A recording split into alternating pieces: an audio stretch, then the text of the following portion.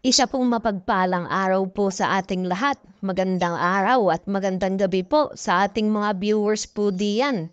Mega love shout out po sa ating lahat. Wow, Beyonce, magwe-withdraw na ba ng 100K para sa kanyang tindahan? Alamin po natin yan mamaya mga kalingap. At Kalingap Rab nagulat at bakit Beyonce? Edu, magbibigay na rin ba at malaki? Wow! So yan po mga kalingap, sabay-sabay na po nating pakinggan yan at alamin. Pero bago po ang lahat, kung bago ka pa lang po sa ating munting YouTube channel, pa-like and share and subscribe na po para lagi po tayong update sa ating mga video. At paalala po, bago po tayo magbigay ng ating mga komento at opinion, mas mabuti po na tapusin po muna natin ang kabuuan po ng video. At suportahan din po natin palagi ang mag-ama na matubang na si Kuya Bal at Kalingap Rab. Yung mga araw-araw po nila na pagtulong sa ating mga kababayan ay lagi po nating imaraton at suportahan po para siyempre lagi po silang ganahan sa kanilang pag-charity vlog. Diba kita naman po natin napakasaya po ni Kalingap Rab dahil siyempre solid po at talagang tumaas po yung kanyang views sa kanyang pagsuporta po natin sa kanya. So yun po mga kalingap, mapunta naman po tayo ngayon sa EDC.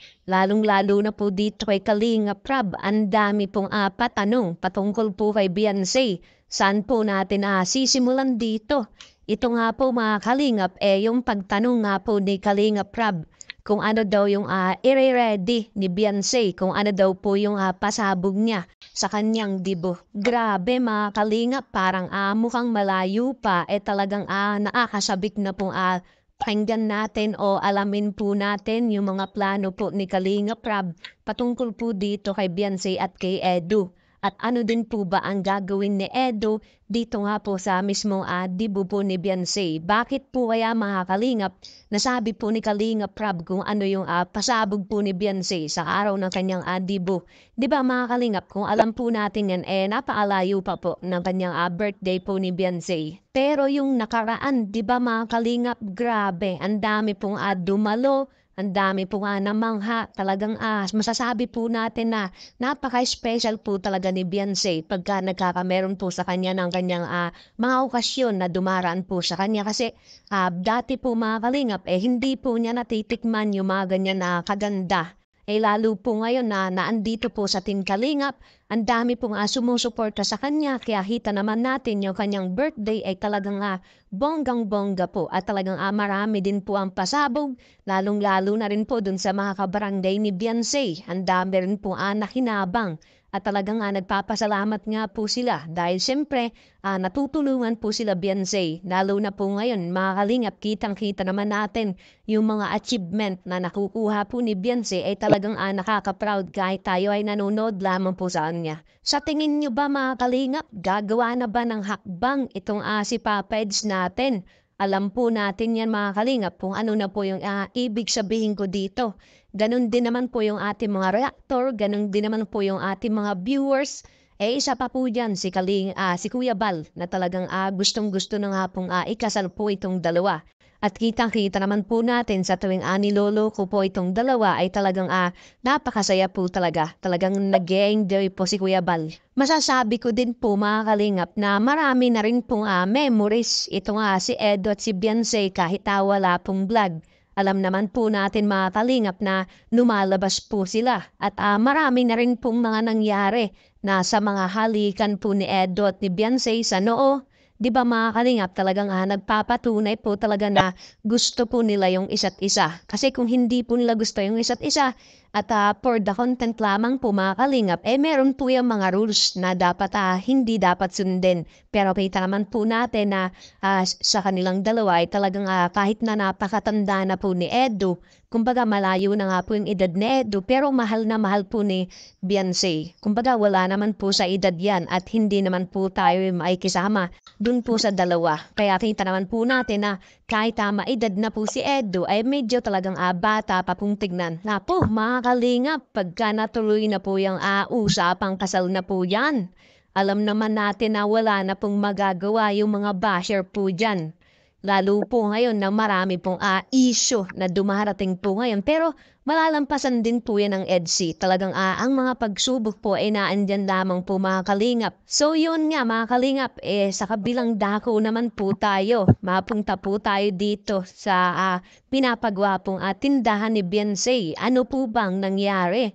Talagang usap-usapan nga po ngayon na dismayado nga po. Bakit nag-back out ito nga po mga sponsor para sa mga plano o business po ni Beyonce po ngayon. Masamang balita man mga kalinga pero laban lamang po. Sadya nga meron po mga ganyang pagsubok.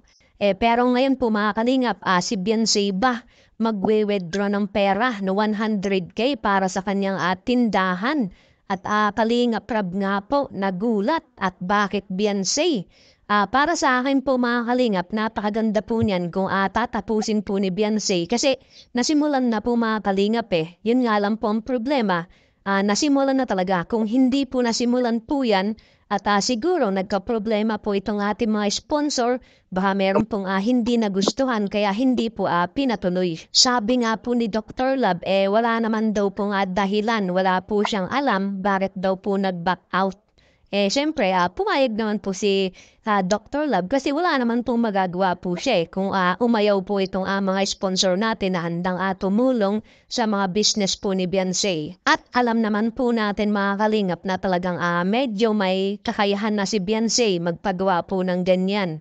At alam naman natin na marami na rin pong blessing.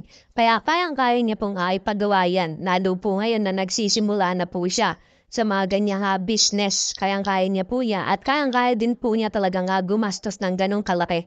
So na talagang kung maganda po yan, na ipapagawa po niyang tindahan. At basic lamang po yan kay Beyonce, mga kalingap, yung 100K. Pero yung tindahan ba na yan, mga kalingap, gagastos ba ng 100K? Di ba po, wala naman po mga kalingap. Kumbaga, pwede naman po mga kalingap kung malaki. At lalong-lalo na kung marami yung bibilhin na mga kadamitan, lalong-lalo na rin po yung mga paninda. Nasabi po natin mga kalingap na pwede din po umabot po yan. At kalingap Rab na po, nagugulot na talaga dito ay Beyonce na isa po niyang beneficiary na talagang nagiging business-minded na nga po. Kumbaga parang masasabi ko mga kalingap na sa ngayon, kasikatan po ni Beyonce, marami pong blessing na dumarating. Baka mamaya, hindi na maging sikat si Beyonce. Di ba mga kalingap, ang kasikatan is lumalaws din po yan para mga artista din po. Kaya ngayon nakikita po natin na nagpupursige po itong si Beyonce po natin. At naandito po si Papa Eds natin handang tumulong, magbigay ng malaki. Kumbaga kung nangangailangan po si Beyonce, talagang proud nga po ito si Papa Eds handang tumulong po dito. Kung ano man po yung kailangan po ni Beyonce. Kahit pa yan malaki, talagang mabibigay po yan si Papa Eds natin para sa kanyang mahal po. At yun na guys, ang nangyari sa EDSI guys, no? Hanggang dito na lang ang ating reaction video ngayong araw na to guys, no? At kung bago ka pa lamang sa aking YouTube channel, please like and subscribe na rin po at pakipindot na rin po ang notification bell button para updated po sa mga ilalabas nating mga reaction video mga kalingap, no? At supportaan po natin ang buong kalingap na si Kuya Balsads Matubang, Ate Ana Vlogs, Kalingap Rab, at buong Kalingap team at mga Kalingap Reactor guys, no? Hanggang dito na lang ang ating reaction video. Maraming salamat sa panonood. Stay tuned lagi at maraming salamat. I love you all. Mwah mwah. Chup chum. Bye bye.